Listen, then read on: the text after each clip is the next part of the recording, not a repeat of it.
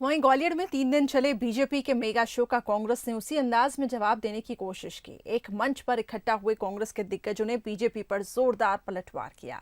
कांग्रेस नेताओं ने इस मंच से सिंधिया पर हमला बोला तो बीजेपी के शो पर भी सवाल खड़े किए। कांग्रेस के सिंधिया पर हमले को बीजेपी उसका सिंधिया फोबिया करार दे रही है। देखिए। महाराज के गढ़ में बुधवार को कांग्रेस की ललकार सुनाई दी।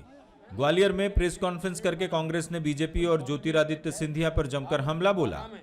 प्रेस कॉन्फ्रेंस में पूर्व मंत्रियों ने हमला बोलने के साथ ही बीजेपी के आरोपों पर पलटवार भी किया। पूर्व मंत्री डॉक्टर गोविंद सिंह ने बीजेपी के मेगा शो को फ्लॉप शो बताया। उन्होंने कहा कि बीजेपी के ट्रांसफर तबादले के आरोप गलत है। अगर ऐसा हुआ है तो बीजेपी प्रमाण दे। सिंधिया पर वार करते हुए उन्होंने कहा कि नकली टाइगर चलने वाले नहीं है। हम अब्बर पब्बर नहीं है, इंसान है। हमारे मिश्रा जी ने कहा, लेकिन मैं पूछ रहा था जो टाइगर है, टाइगर भाजपा में तो अगर तुम टाइगर जंगल में टाइगर को कोई सुरक्षा की जरूरत होती है?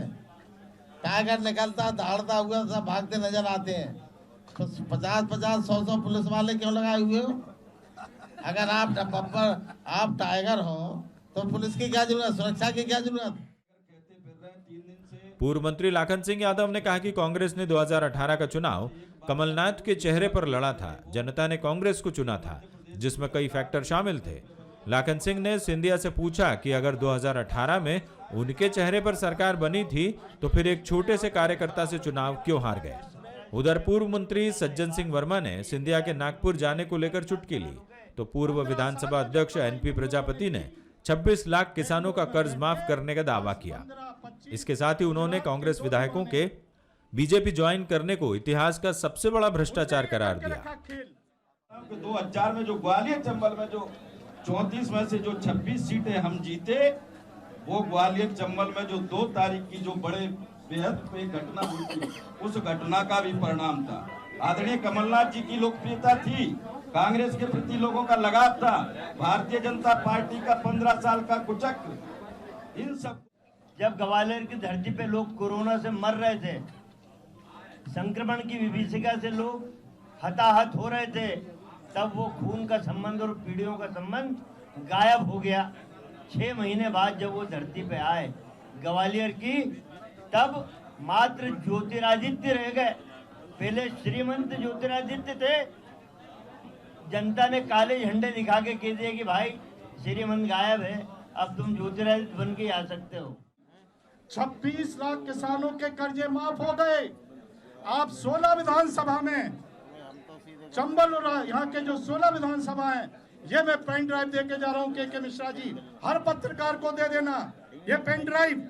इसमें 16 विधानसभा के वो किसान लोग हैं जिनके मोबाइल नंबर भी हैं, मोबाइल नंबर डायल करके पूछ लेना कि उनके कर्जे माफ हुए नहीं हुए।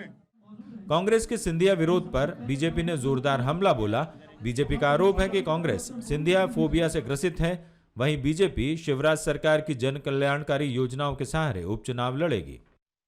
कांग्रेस केवल सिंधिया फोबिया से ग्रसित है। गाली गलौज की भाषा, तथ्यहीन तर्कहीन भाषा व्यवहार उनका लगातार जारी है, जिनका कोई जवाब न दिया जा सकता है न देना चाहिए, क्योंकि गाली का जवाब कभी कोई नहीं होता। और मुझे लगता है कि जनता आकलन करेगी भारतीय जनता पार्टी की सरकार का और कांग्रेस की कुशासन अराजकता भरी कमलनाथ सरकार का। हम विकास के मंत्र के सहारे और संगठन के तंत्र के सहारे जीतेंगे, जीतने वाले हैं। ये केवल और केवल इसी प्रकार से लकीर पीटने वाले हैं। ग्वालियर चंबल की 16 सीटें जीतने के लिए कांग्रेस और बीजेपी के बीच में जिस तरह का मुकाबला चल रहा है, उससे साफ है कि अभी चंबल की सियासत के कई और रंग उपचुनाव से पहले देखने को मिलेंगे।